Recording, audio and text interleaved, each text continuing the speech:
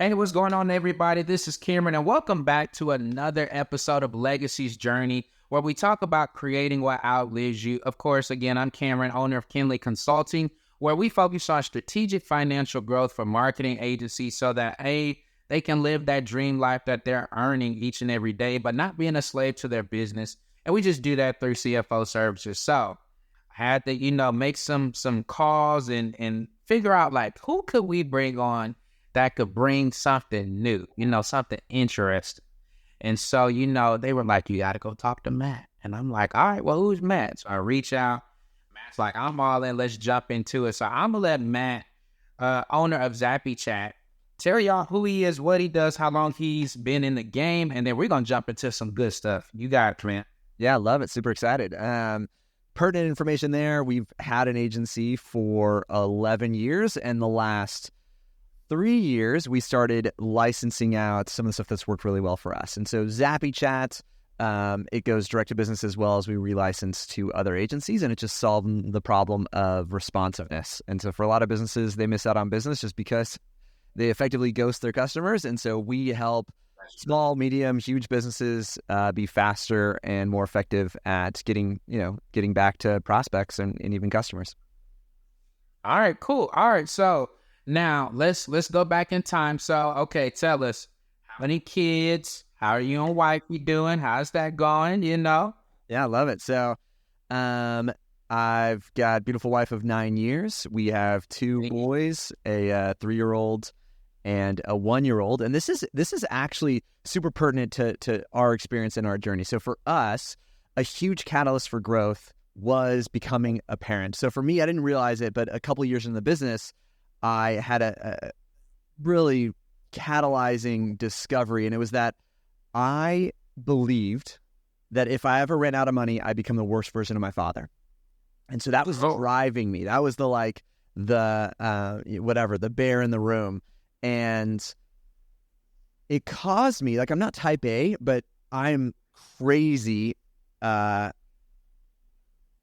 OCD about numbers and profitability, specifically like that idea. I have spreadsheets month by month. This is just Google Sheets from the time I turned 18, before I was even doing real entrepreneurial stuff, tracking every dime in and out of my life. And I didn't realize it, but I had this belief that if I ever ran out of money, I'd become the worst version of my father. And I was committed to not doing that. And so that was kind of was propelling me. This happens for a lot of us, is that success comes from running from something. You're just not always aware of it. And with that, I had a high expectation for fatherhood. And so going into, my wife got pregnant in 2019, and we were I was I wanted more, I call it disconnected revenue, because in the agency space, I'd done a lot of stuff. We had a team of 8 or 9 folks, typical retainers, started marketing stuff, but it was very connected. Client has a bad day, I have a bad day, right? I felt a little bit out of my control. Even if I was in control of my finances, I wasn't as in control with my time.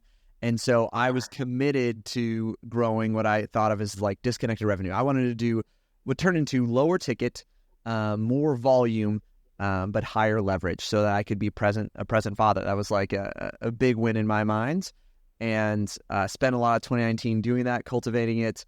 2020, it was actually March. So first due date was April 24th. My wife's water broke on March 15th, going to the hospital. So he's early. This is our first. Yeah. And we walk into the hospital, and it's kind of normal. And then COVID hit. So March 16th, he was born. And that was the Monday of the week where the hospital was literally, I'm in California, so we didn't hit us for a while, but we reacted strong. They were kicking people out of the hospital. They were, no elective procedures. He was also not fully developed. His lungs weren't developed. So he was born, and they took him right away into the NICU. And I didn't know it at this time, but the NICU's set aside. It's not usually in normal, parents can be in there, but with COVID, they didn't know what was going on. So they took him away and then kicked us out. Literally, I was not prepared for what it was like to leave the hospital without my son and not be able to see him. And we were just we were just blocked off. And so this hit as COVID hit. And so for the next couple of weeks, I would come with a lunchbox, my backpack, just a black lunchbox backpack, and a car seat. And I'd walk in. The only access to the hospital is through the ER, or like the I think it's the ER, yeah, through the emergency room. And I'd walk into the emergency room and say, just my kid's in the NICU, and they'd like ask no questions, let you in. I couldn't get into the NICU, but I would just go into the little waiting room next to the NICU just to be close to him. And that's where I took calls with clients who were just saying like, we got to pause, right? That was like the ring of anyone who was in, marketing. We felt it in those early days. And if you were in a state that had a huge lockdown, we had a lot of clients in California, and it was like, they're like, I'm sorry, we're going to stop marketing because we literally can't be open. And so that was the catalyst for a big fight or flight for me. And I chose to fight. And it's funny, what a blessing Father has been. But man, like, there are so many times where I can make excuses for myself. I can be lazy. I can know the things I should do, and then I decide not to do them. For my kids, there was nothing that I wouldn't do for them. And in that moment where I felt like I was fighting for like our family, and it had already been to the point where it's like, we're single provider household, and a business that I owned, is like all on me. And, it was a huge catalyst for just getting over myself and doing the things that I was previously scared of doing, and just trusting that there'd be a way. Okay. There was a lot in there. I don't know how we gonna get to it. Okay, we got only person working. So, okay, tell me about that, because in my case, that's the same thing here, right? I'm married 9 years, which means 2014. 2014, yeah. 2014. Yeah. 3 kids now, 8, 5, and 1. And to your point, like, the pressure of it being all on you in and of itself is something. Wow. So, like, how do you, on just a normal basis, like, there's so many questions I can even ask from that, but I guess, how do you keep that balance? Like, hey, if I don't do well, because I'm guessing just based on a little hint you dropped in regards to your parents, like, it may not have been the most healthiest thing growing up. So to now, I'm in full control, so to speak. Yeah. I don't want to do this, but how do you walk that line of like not trying to overcompensate, and all those different things, and putting all this unnecessary pressure on yourself? What is that like for you?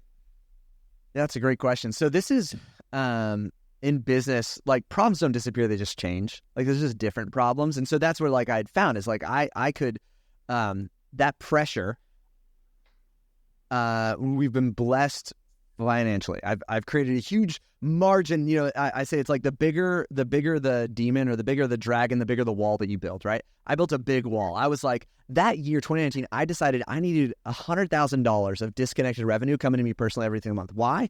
I don't need that. We live in California, but we're not like crazy. I believed that if I got close to this idea, like, all of a sudden something would shift in me. That's not the reality, but like that belief, created this desire to create that kind of margin and space in there. To your question of like, how do you manage it? Like, still now, I'm be honest, I fell in love with my wife because of how she prays. So we're both believers. What does that mean for me? Like, I did not grow up with any sort of like religious background. It was agnostic. My parents were both very, actually, kind of like anti faith. They were burned by established religions.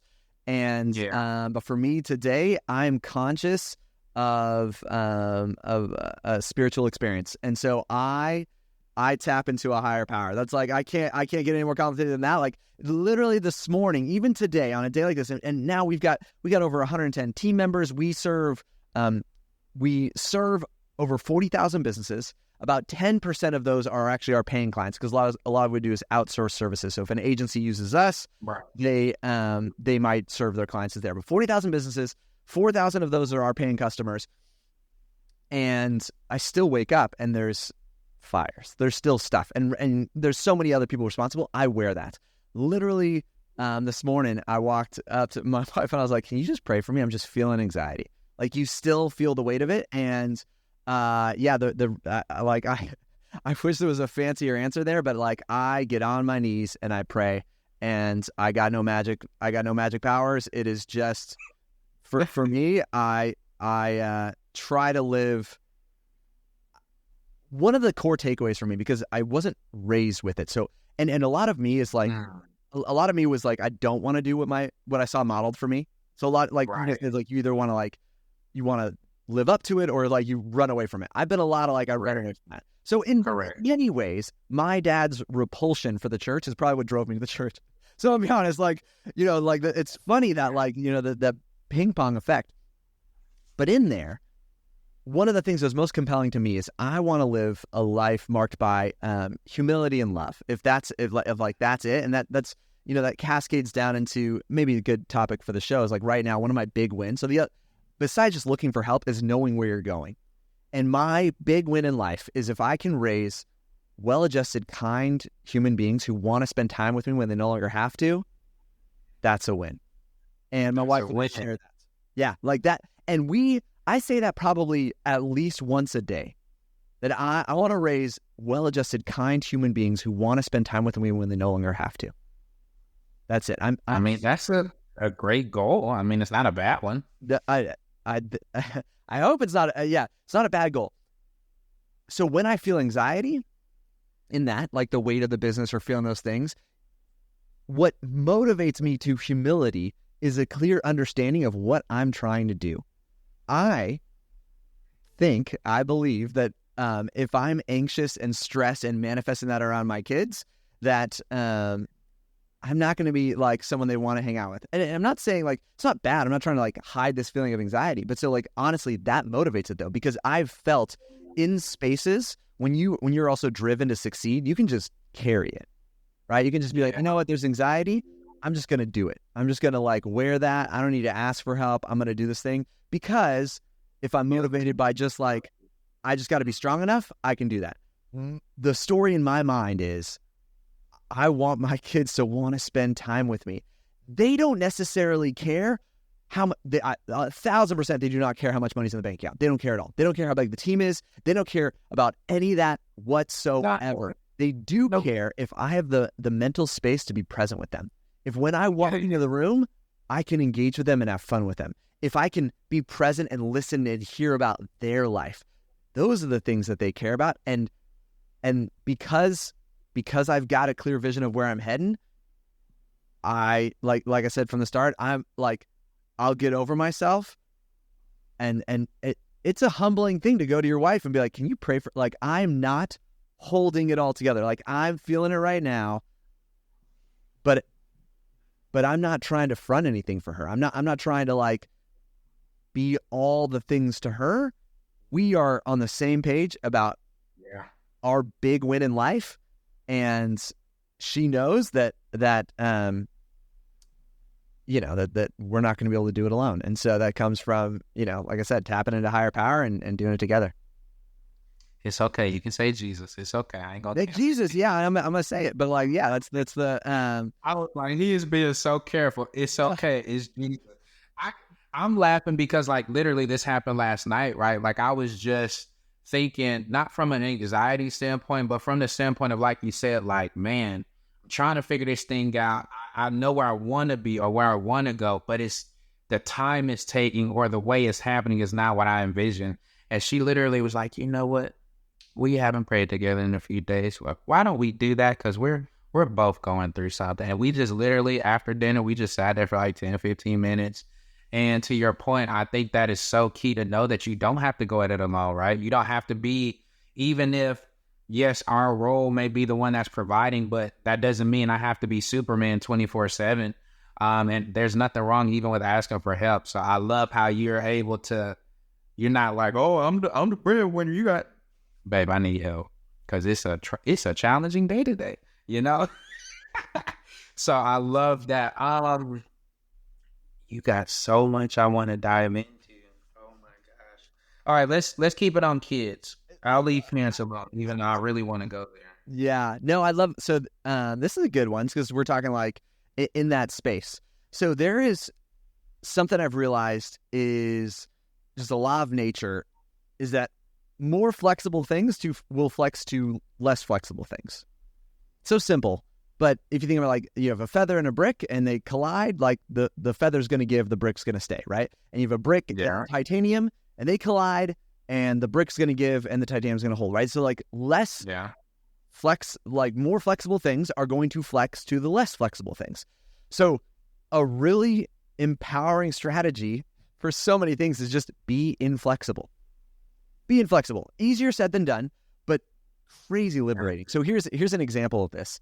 I'm actually breaking it right now, but I'm excited for you. But my day today was a little bit different. But typically my day is I don't do any work for the core chunk of the day. So I work in the morning, and then I'm off when my kids are awake, and then I go back. They literally go to, right now, they just sync up a nap time, but usually around in the afternoon, 2, 3 p.m. is when they'll nap for 3 hours. And so I've just architected my day in a way where I'm always free in the core chunk of the day to be present with them. How did this happen? I just blocked it out on my calendar.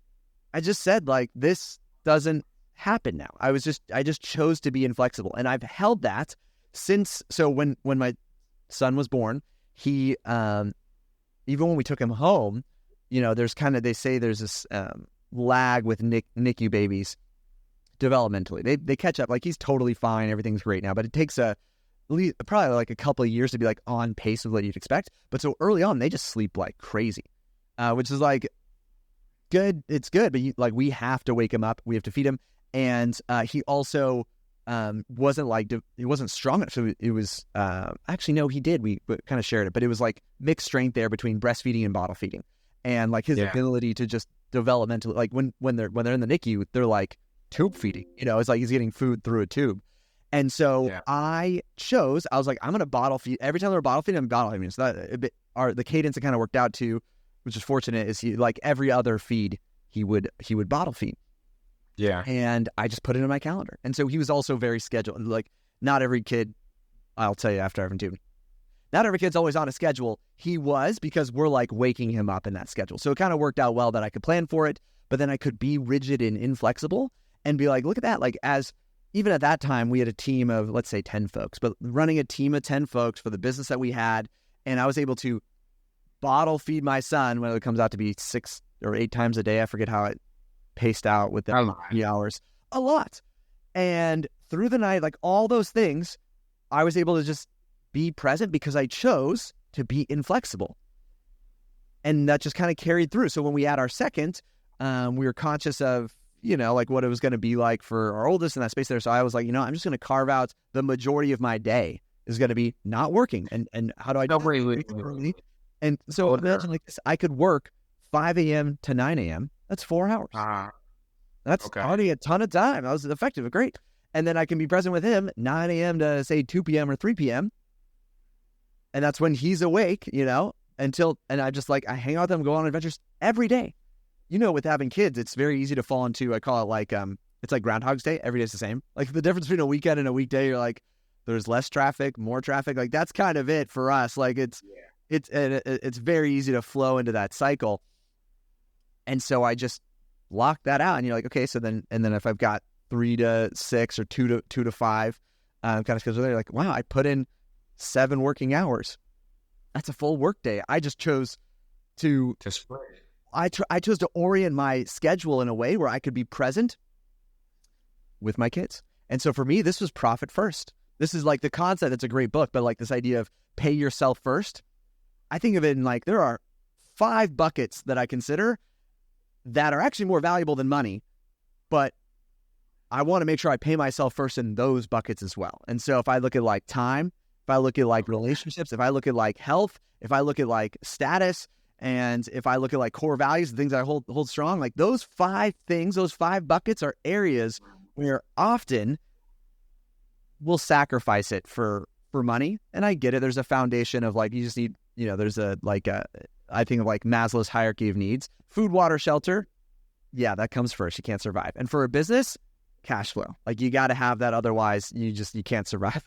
But in a human experience, these other buckets are more valuable to me. And I want to make sure I'm profiting I'm paying myself first and not creating a scenario, which I hear from a lot of folks, where they built a business that was successful that actually turned out to be a cage that they resented because they sacrificed the other things that were more meaningful to them. So you're telling me you're working 5 to 9, 9 to 2 is blocked off, then you work 3 to 6, and then that's it. Yeah. So I'll say like right now, I've become less rigid with it as our kids have gotten older. They have different things too. So for example, on a day where they like want to, like we are blessed to live near my wife's parents, and so they'll love to just go over there and have a day with my wife's parents. And I'm like, okay, it's fine and fair for them to have like even my wife will drop them off there. They'll have a day with the grandparents, and like that's fine. And so if that happens on a Tuesday, like I'm not going to be like, no, I need to take them on an adventure today. But what this allows me to do is like be like, yesterday, what did we do? We did golfing, splash pad, and then like got acai bowls, and that's a regular day for us. And so to get to have those experiences, my son, my 3-year-old loves golfing, and so we go to the like driving range. We'll go and golf together. My golf game has gotten a lot better as of just being a parent, which is funny. You wouldn't expect that, but I get to have those shared experience with them. I think this is unique. We also only have boys, and so I'm conscious of that for our kids. It's like I think boys connect a lot over shared experiences. We still get to talk and do all that stuff too, but like they lights them up to go on adventures, to do those sort of things. And so one of our little hacks is we'll do pretty commonly. So Disneyland, we're in LA, does a character dining experience, which is like a buffet, and the characters there. You don't have to be in the park at all. And so we'll go down and just do like brunch, even just the two of us, or sometimes the three of us. So I'll do like sometimes I'll take the boys just for me because I understand the dynamic there. There are plenty of times where it's like just my wife and them. And so for her, it's super healthy to have that balance. Like I get to engage, have conversations like this with other adults frequently, all like that, even like 8 hours a day. That happens for me naturally. For her, just to be like, that's the flip side of intentionality, for her to go and actually spend time with friends or spend time with family and have connected moments as fully developed human beings. It has to be more than just us with our kids. It's the highest value thing for me, but it can't be the only thing, right? It's like you love dessert, but you can't only eat dessert. And so this is an example of being rigid around the things that are high priority for you. Like people respect that. People, they're not even aware of it. In the same way, if you chose to sleep in till 9 a.m. and your calendar didn't take an appointment until 9:30, no one would notice, and you just decided to sleep in. Like you could do that. I chose other things. All right, cool. So as we wrap this up, because I know you're a busy guy, and it's probably almost nap time is up, right? My question to you, what would you say to young Matt, like high school version or college version, now that you've done what you've done and reached whatever you would say is a success, or whether that's being married or whatever you want to define as successful for you? If you can go back to college age Matt or high school Matt, what would you tell him? I would say, well, this is a great question. I think it's one, there's an unfair advantage to imperfect action. Okay. I'd say like speed. I grew up in California. We learned in 4th grade about the gold rush. It wasn't called the gold crawl. I see a lot of people miss out just because they take a lot of time to think about doing instead of just doing, and acknowledging that the first time you do it is going to be it's probably going to be the worst time you do it. And so I see that like with my kids as they develop, you just got to be bad fast. There's an unfair advantage to just being bad fast. And so I think I might tell them that, because it took me a while to get over that concept of being okay with being bad. And then the second thing I think is the most important decision you're going to make is your spouse. I'd probably say your significant other, like that. I've seen it. Pretty important. It just is. And so, and if it went back to me, I'd be like, you're on the right path. You'll find someone that's great. But for anybody out there who's younger, I'd be like, man, I cannot stress that enough, that I've just seen folks and seen the unfair advantage that can be to have someone where you're aligned on the things that matter most. And they're either like they're in it with you, or they are championing you, and they're totally on the same page. And either work great. And so for me, that's like our dynamic is she's not entrepreneurial, but she fills me up in like the ways that matter most to me. Like the things that I'm going to be caring about when I'm 80 years old, she fits all of those things, and she celebrates the game that I'm playing, right? So you think of like, I've heard of that dynamic of like sports or athletics kind of a thing. It's like they don't have to play the same sport as you, but if they enjoy it and will celebrate and champion, and they're telling you to go hard, push, fill that calling kind of a thing, then it'll still work out great. All right, cool. Well, we know you got to go. Tell the people if they want to work with you, they're like, man, this guy's super interesting. How can we reach out to him, get in touch with them? Yeah. Tell them how they can get in touch with you in case they want to reach out and who you serve. Yeah, well, so I'd say if you're an agency owner, we absolutely serve you. If you're a business owner, our tech also serves you.